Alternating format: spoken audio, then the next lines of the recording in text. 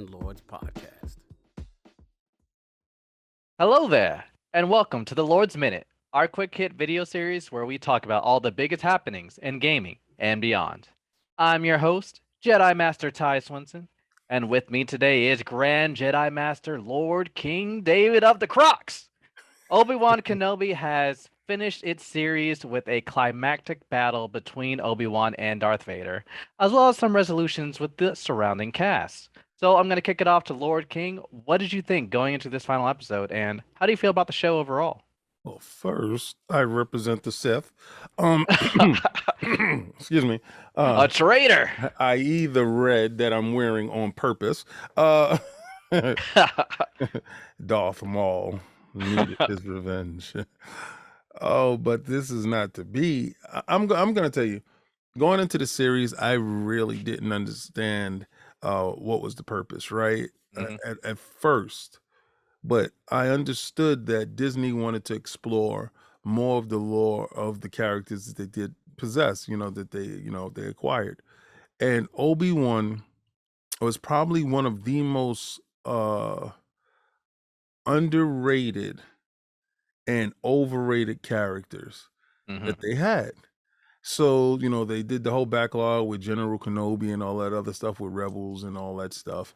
And you got a chance to know about him. But for the people that didn't watch the cartoons because they thought, it was cartoons and it was childish, you didn't get a chance to know how his ways in the Force, right? Mhm. So when you get a chance to start the series, you know that he was disheartened. He was like questioning the ways of the Jedi, all of that stuff. The first time he met Vader and he found that Anakin was still alive, something stirred inside him. He started having doubt. He started questioning everything. He started questioning his actions and what's going on. It was a whole lot of doubt with the character. And he explored that, and I didn't think they can actually resolve that in 6 episodes, to be honest with you. And I'm pleasantly pleased that they did resolve it in 6 episodes. But his journey from the fallen to the found is absolutely incredible. It was night and day from the first fight that he had to the last episode that he did have, and the last fight that he did have with Vader. And my wife jumped up and she cheered. It was crazy. I was disgusted, because Obi-Wan represents all that is right in the world and all that is right in the Force, right? Purist. He always wants to do what's best, but even the kindest, most gentlest Boy Scout has a breaking point. Mhm. And Anakin kept pushing him to that breaking point. And when he buried Kenobi said, because he was fighting him as if this was his friend that he was trying to save. And when Vader, when he actually realized after he got buried alive and Vader left him for dead, and if he didn't tap into his Force power, he would have died. He would have died on that barren planet, and he would have never been heard of again. But Obi-Wan had a rebirth, and he bust out of the ground, and he attacked Vader with such a ferocity, with such a determination to actually break him down. He actually did him worse than he did the first time on Mustafar when he cut him when he said, "I got the high ground." And I thought Vader was gonna say that back to him when he was looking at him. Right. Yeah, I was Right. I waiting was for like, that. "Oh, this is the perfect time for you to say your line back. I got the high ground, Obi. Stand down." But no, it didn't happen at all. But the barrage of rocks that he hit Vader with, Vader was not prepared for the full force of Obi-Wan at all. He caught Vader completely by surprise because he thought Vader thought Obi gave him everything in that first lead-up battle right before the pit, right before he Mhm. took him down, and he was so confident in the fact that he took him out, and he was easy. He was light work. Vader was really too high on the hog, and Obi just really let loose because he realized that his friend is no longer there. His friend is no longer in that shell that is Vader. And Vader told him, "You didn't, get rid of Anakin. You didn't make me.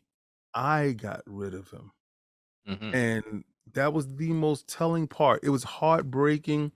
It was telling, but this is canon now, and it's gonna set up so much great things because then you see Vader at the end scene and he's whole again, but he still has that hole inside of his chest, and Mhm. he still has that anger, that pit within his body that he needs to fill with the death of Obi-Wan Kenobi. And we know later on that didn't fulfill his thirst for or his anger. But this series definitely put a nice little bow on their controversy between each other and resolving some of the stuff. I don't know where to go with season 2, to be honest with you, because Right. it was based on revenge, regret, atonement, and deception, as far as because he kept himself hidden long enough for him to get strong enough to go after Obi-Wan. So I don't know where they go with this, but I am very pleased that they didn't waste not one episode.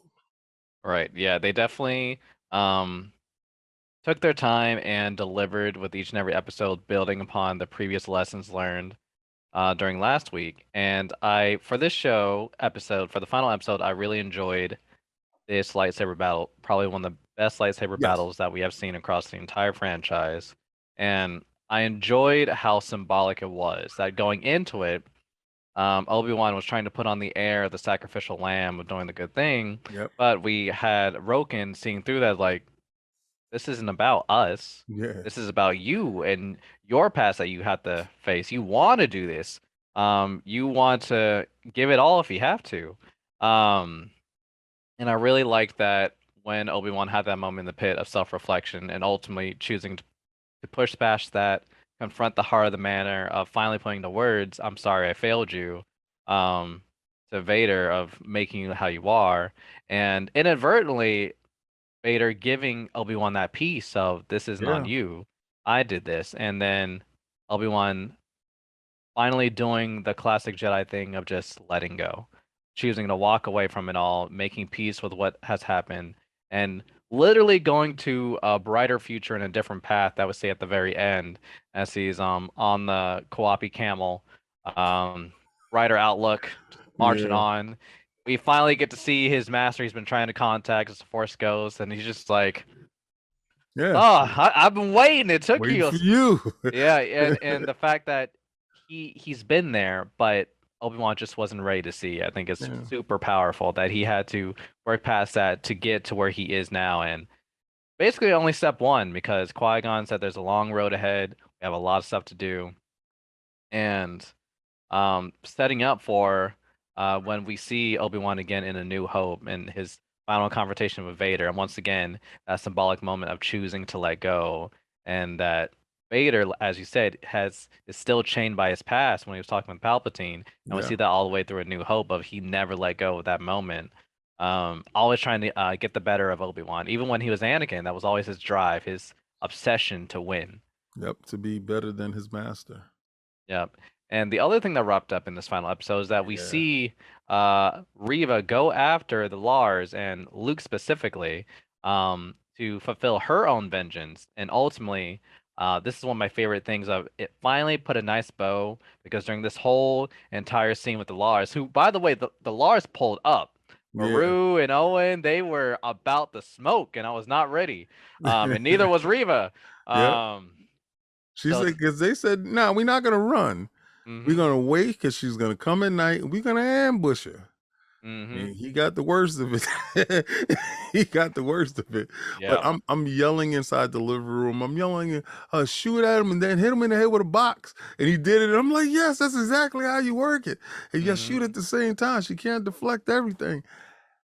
it was when she was hunting Luke, it seemed like something out of Jason or Michael Myers or Texas Chainsaw, because Hmm. she's limping on one leg and she Yep. she has the saber in the next. And she's running after this kid, and this kid climbs the mountain.